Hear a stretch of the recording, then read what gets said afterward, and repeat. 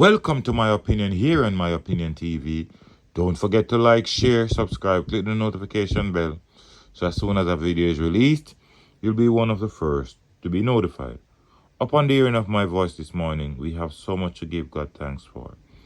So many people went to bed last night with the dreams and aspiration of getting up this morning and are not numbered among the living. So whatever your situation, whatever your circumstances might be, as long as you're alive, you have much to give God thanks for. Don't forget you can join our WhatsApp group at 876-892-2079 and like, subscribe, and share this channel so we continue to grow. On our WhatsApp page rather, we give you exclusive pictures and videos of various situations happening across the world. And we have our own discussion over there. Now, this morning, we'll want to look at two incidents. First up, Duncan's in Trelawny yesterday was the scene of a double murder. And it seems as if nothing is going to stop these criminals from carrying out attacks across certain parishes and in certain communities. And it continues to be a sore point of all government to get crime under control. And the only time we see quick responses is when someone who is of some importance to people in government, we see criminals being apprehended and certain things being done. Now, according to the Gleaner, it says 2 men are dead and 2 others battling for life in hospital after they were attacked by alleged gunmen at a garage in Duncan's Trelawny yesterday. Now, the DSP in charge of operation in Western Parish, Winston Melton, confirmed the incident. He could not provide any further details. They say they are trying to put the pieces of the puzzle together. Now, no identification has been forthcoming. It's early days yet, and we haven't any form of clue who the persons are that were killed. But these days, it is clear and obvious, especially in Western Jamaica, you can't have no gathering. Because once you have gathering, that's when the criminals strike. You can't have a birthday party unless the persons that are there are clean and squeaky clean personnel. Anybody who these criminals want and they realize that they're at a birthday party, a dance, a bar, anywhere, any form of gathering is, they're coming. Best believe, not only the person who is of interest to them will be taken out or will be injured, innocent bystanders most of the time end up in an uncomfortable spot where they're either being shot or they were killed. Now, the western part of Jamaica is known as the tourist capital of Jamaica. But as we have seen in past, once the tourist areas are not affected, it seems as if there is no real interest, no real desire to quell whatever is happening. I don't know if it's a stage where it seems as if the people in high places are saying, let them kill off themselves. Because something has to be done. Our crime rate is spiraling out of control. And how many times have we come on this media and we have said something has to be done?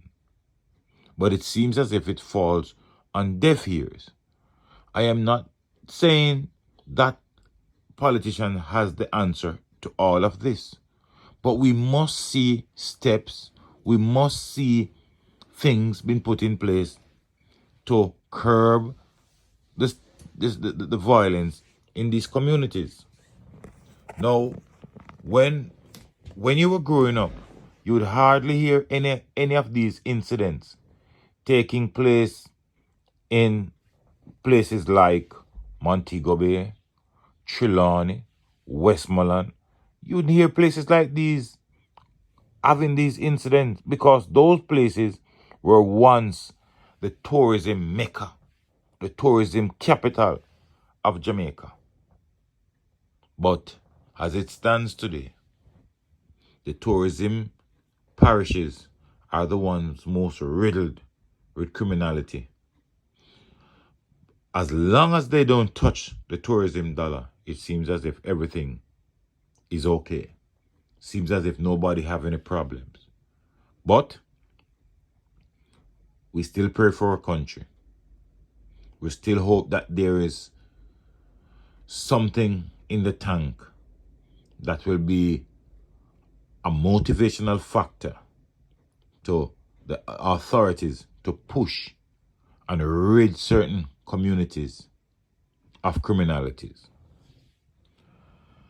The next story we want to talk about is a community of commons in St. Andrew. No stranger to crime and violence.